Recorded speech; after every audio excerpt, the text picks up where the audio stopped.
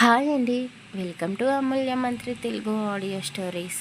ఈరోజు మనం వినబోయే స్టోరీ ప్రేమ పరిమళం పార్ట్ 2.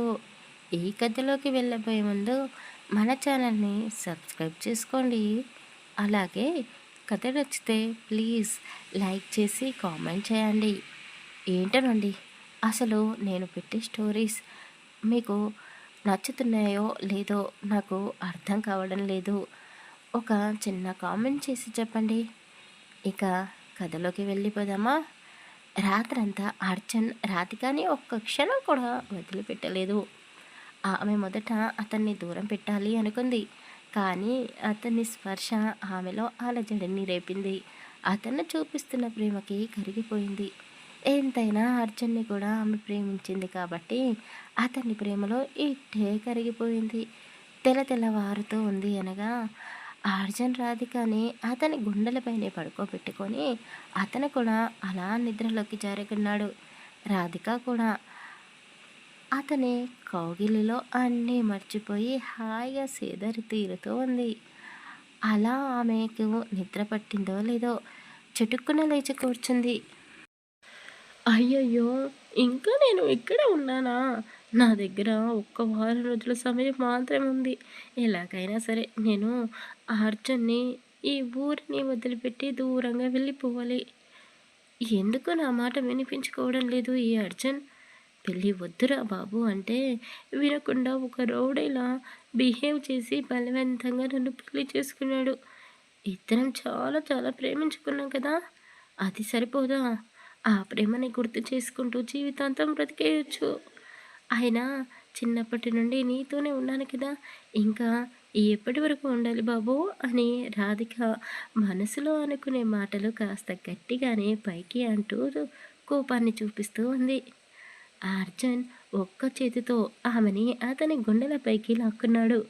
కళ్ళు మూసుకొని, నేను చచ్చే వరకు, నువ్వు బ్రతికి ఉన్నంత వరకు నాతోనే ఉండాలి, నా కళ్ళ ముందే ఉండాలి, నా ప్రేమ నీకు మాత్రమే సొంతం, నువ్వు నాకు సొంతం అని అన్నాడు. నువ్వు నువ్వు నిద్రపోలేదా? నా దగ్గర పడుకున్నట్టు నటిస్తున్నావా అని రాధిక అన్నది.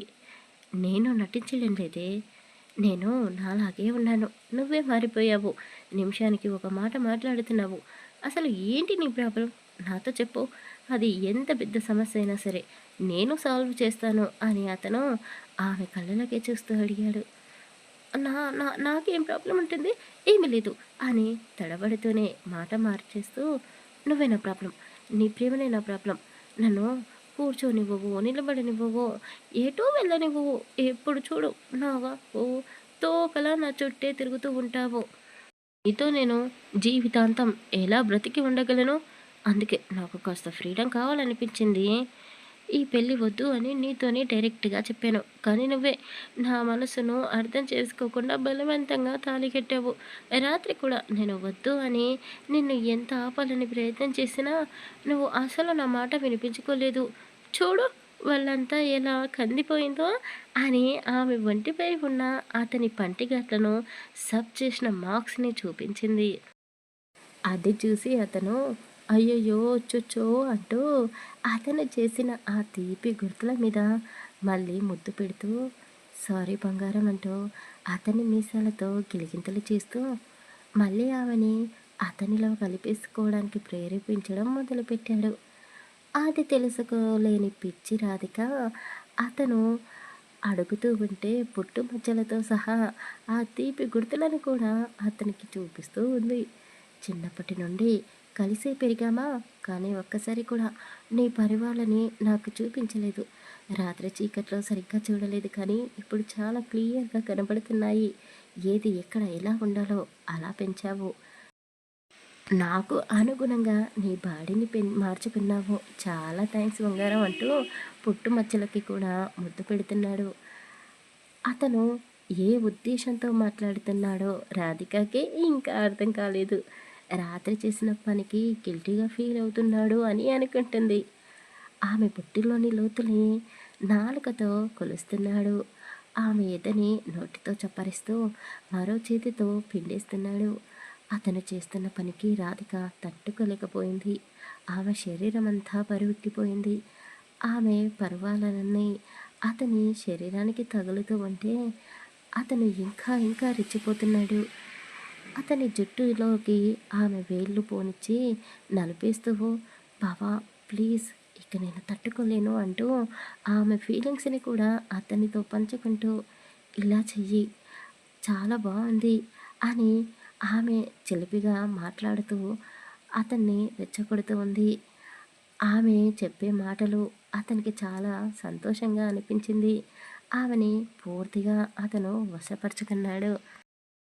రాధికకి బాధ కలగకుండా, ఆమెపై అతని బరువు వేయకుండా ఒక పువ్వులా ట్రీట్ చేస్తూ, నువ్వంటే నాకు పిచ్చి ప్రేమనే. నీకోసం నేను ఏదైనా చేస్తాను.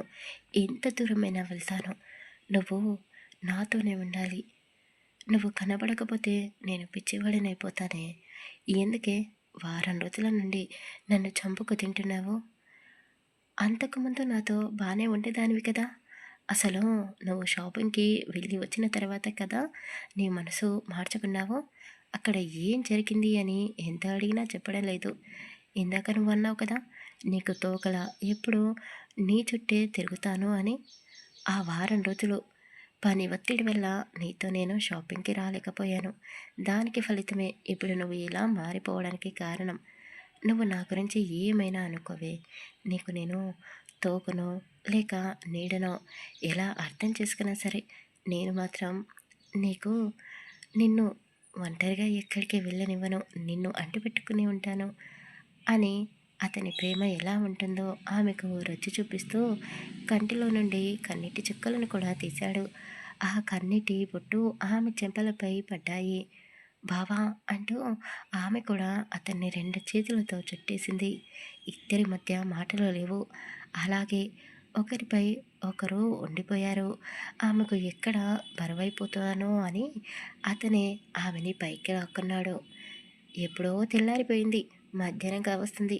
కాస్త ఫ్రెష్ అయ్యి ఒక్కసారి బయటికి రండిరా అని ఆ అర్జున్ వాళ్ళ అమ్మ సావిత్రమ్మ గారు డోర్ తట్టి మరీ చెప్పింది. ఇద్దరి మధ్య ఎంతో ప్రేమ ఉంది. అంతలా ప్రేమిస్తున్న భర్తని వదిలేసి రాధిక ఎందుకు అతనికి దూరంగా వెళ్ళిపోవాలనుకుంటుంది? తర్వాయి భాగంలో తెలుసుకుందాం. కథ నచ్చితే ప్లీజ్ లైక్ చేసి కామెంట్ చేయండి.